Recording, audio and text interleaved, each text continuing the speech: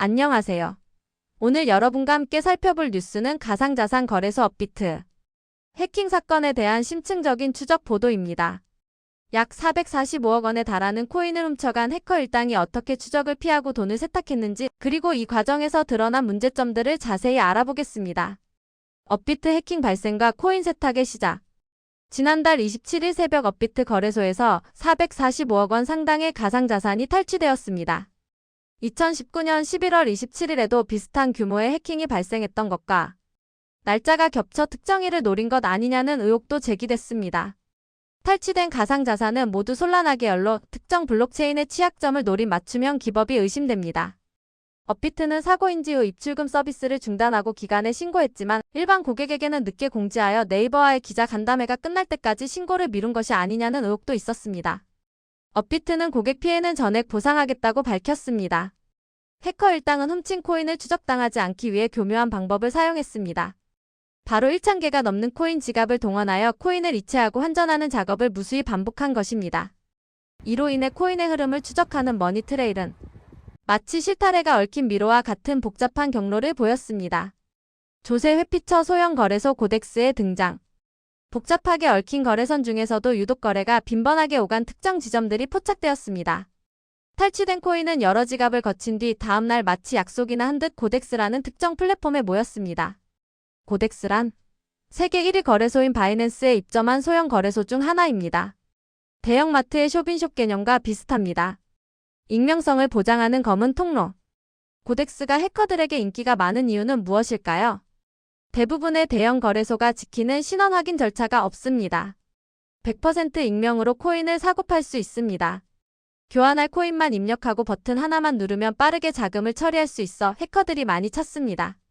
고덱스 홈페이지는 익명성을 강조하며 한국어 서비스까지 제공하지만 금융당국에 신고조차 하지 않았습니다. 사실상 불법 코인 세탁을 방조하는 셈입니다. 더 큰 문제는 본사 소재지입니다.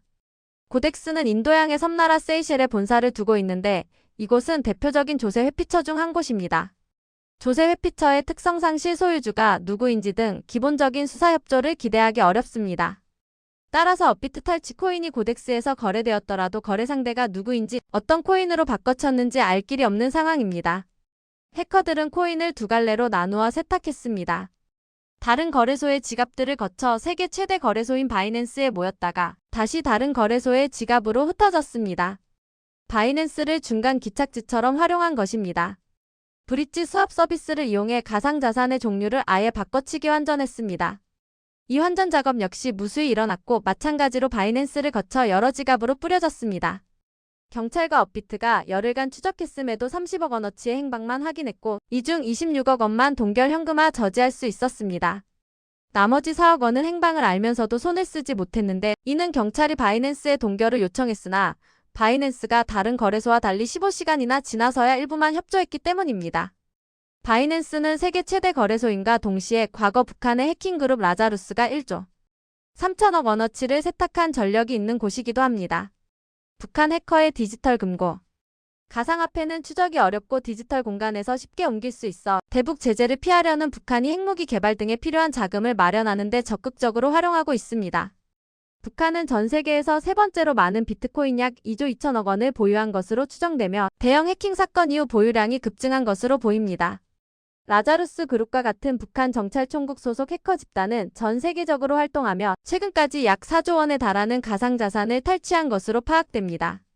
북한 외에도 국가 간의 사이버 전쟁도 격화되고 있습니다. 친이스라엘 해킹 조직이 이란 최대 가상화폐 거래소 노비텍스를 해킹해 약 1,236억 원 규모의 가상자산을 빼낸 사건도 있었습니다. 미국 최대 거래소인 코인베이스도 해킹당해 고객 데이터가 유출되었고 해커가 거액을 요구하기도 했습니다. 업비트 해킹 사건은 단순한 보안 사고를 넘어 익명성을 악용한 국제적인 자금 세탁 구조와 조세 회피처의 문제를 드러냈습니다. 특히 대형 거래소의 비협조와 북한 등 국가 차원의 해킹 위협까지 겹치면서 가상자산 범죄에 대한 국제적인 공조와 규제 강화가 시급함을 보여주고 있습니다.